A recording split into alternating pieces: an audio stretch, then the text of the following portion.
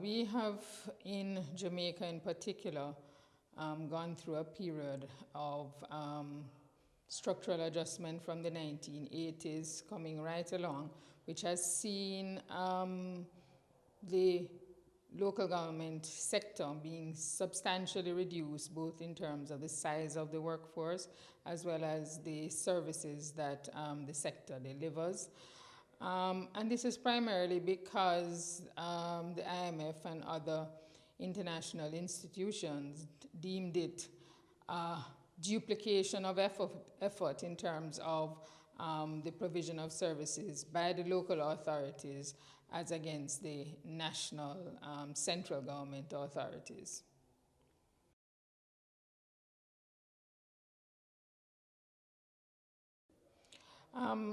Well, we have had a number of initiatives because, as you'd recall, we indicated that our problem started all the way back in the 1980s. Probably the most recent would have been initiatives having to do with local government reform, as well as the transfer of services from local government to central government, particularly relating to our poor relief services, or as some persons would refer to them, social security services. In the case of local government reform, that process began somewhere again in the 1990s, the late 1990s.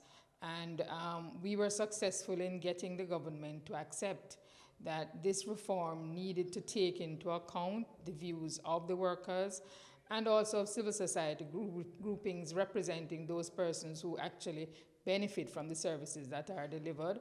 And so as a result, the government established a local government reform steering committee on which sat representatives of my union, as well as representatives of various civil society groupings.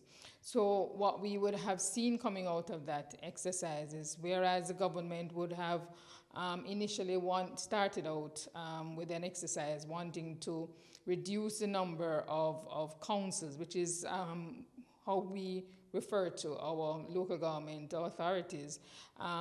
What eventually came out of it is that the citizens wanted to retain their parish councils, and so rather than reduce from 14 to 3, we maintained the 14.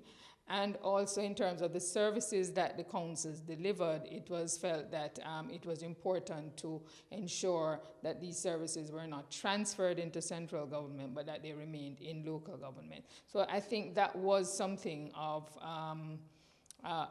something that we sort of celebrate. In the other situation, again in the 1990s, what was proposed is to transfer poor relief services into a central government ministry. We took the view that it would be not only bad for the workers, but also for the beneficiaries of the service.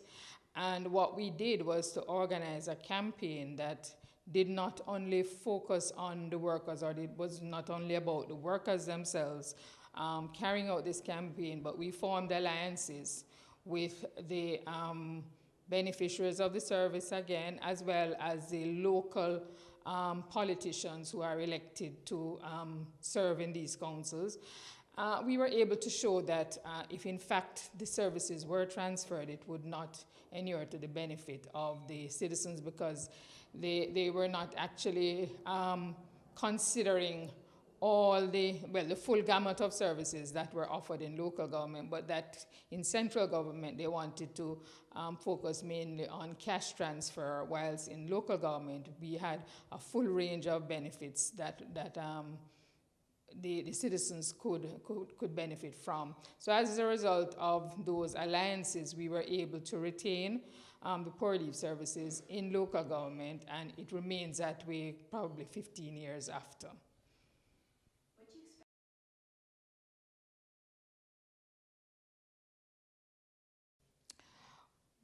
I think the major thing that, that this network can deliver is the ability to share information, to share experiences, to be able to identify best practices in terms of how local government should operate. Also to be able to build linkages and alliances, and if it does that, I think it would be successful.